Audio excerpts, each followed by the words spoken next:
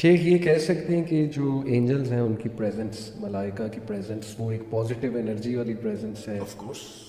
جیسے آپ نے کہا کہ وہ دعا میں دیکھیں جو فرشتے ہیں نا یہ کارکنان قضاء و قدرت ہیں.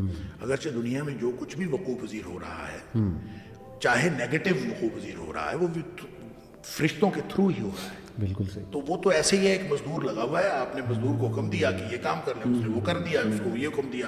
اور جو حضرت موسیٰ علیہ السلام کا حضرت خضر علیہ السلام کے ساتھ جو مکالمہ ہے سورہ کہف کے اندر وہ اسی کو واضح کرتا ہے کہ وہ جو تکوینی امور میں جو امور تکوینی میں جو لوگ معمور ہوئے ہوتے ہیں انہوں نے تو کرنا ہی. ایک شخص چھت سے گرا ہے، اب اس کو فرشتے نے دھکا دیا ہے، کیسے گرا ہے ہمیں تو نہیں پتا، لیکن اگر ہمیں نظر آ جائے فرشتہ دھکا دیتا ہوا تو پھر ہمیں ہماری فیلنگز جو ہیں وہ اور طرح کی ہوتی ہیں. تو یہی مسئلہ وہاں پہ ہوا، صرف وہ چیزیں جو ہماری آنکھوں سے اوجھل ہیں. تو آف کورس فرشتے جو ہیں، شاہ ولی اللہ علیہ الرحمہ نے حجت اللہ البالغہ کے اندر اس کے اوپر بڑا خوبصورت لکھا ہے. وہ کہتے ہیں کہ ہر چیز جو دنیا میں جتنی بھی چیزیں ہیں سب معمور من اللہ ہیں، اللہ کی طرف سے ان کو حکم دیا جاتا ہے.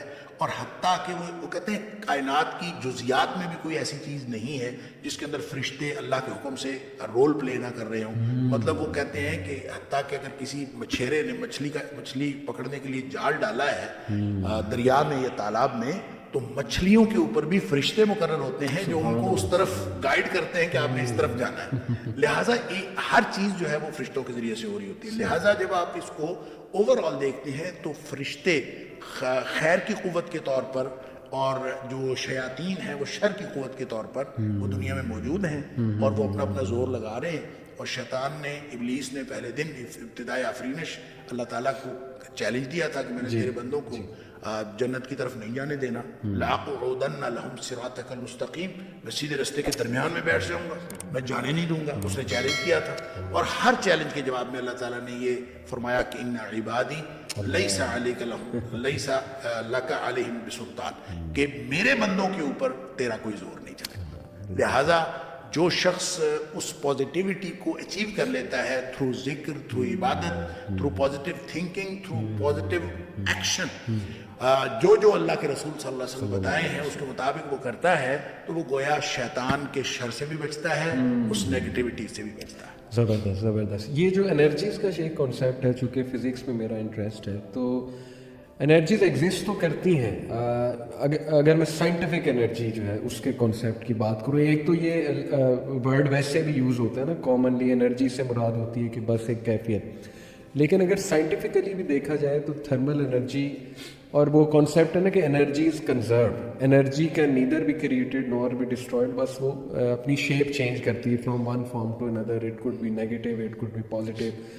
تو کچھ لوگ اسے ایک کانسیپٹ ہے اینیمل میگنیٹزم، یہ ایک پرانا کانسیپٹ ہے. انہوں نے کہا کہ جی ہر انسان کے ساتھ، اینیمل سے مراد ان کی انسان تھی، ہر جانور اور انسان کے ساتھ جو ہے نا وہ ایک انرجی ہے جو میگنیٹزم کی طرح، جو پازیٹیو سوچیں گے تو وہ میگنیٹ پازیٹیوٹی کو اٹریکٹ کر لے گا، نیگیٹیو سوچیں گے تو وہ نیگیٹیوٹی کو جو ہے وہ اٹریکٹ کر دے گا. اور اس کے باقاعدہ ایکسپیریمنٹس کر کے انہوں نے دکھائے، اس کو پریکٹس کیا ایز اے ہیلنگ پریکٹس، کہ ہم وہ لوگ جو بیمار ہیں بہت زیادہ، just by changing their thoughts یا ان کو کوئی ہوپ دلا کے، امید دلا کے انہوں نے اس کے اثرات دیکھے کہ یہ تو ٹھیک ہونا شروع ہو گیا. حالانکہ وہ ڈاکٹرز نے تو جواب دے دیا. اسی طرح فزکس میں ڈیپ جائیں تو کوانٹم انٹینگلمنٹ کا ایک کانسیپٹ ہے. وہ یہ ہے کہ الیکٹرانز کے پیئرز ہوتے ہیں آپس میں اور وہ بہت زبردست طریقے سے ایک دوسرے کے ساتھ جو ہے وہ منسلک ہیں، وہ دونوں الیکٹران. یعنی اگر آپ ایک الیکٹران کو یونیورس کے ایک اینڈ پہ رکھیں، دوسرے کو دوسرے اینڈ پہ رکھیں، جو افیکٹ اس پہ ہوگا وہی افیکٹ جو ہے وہ اس پہ ہوگا.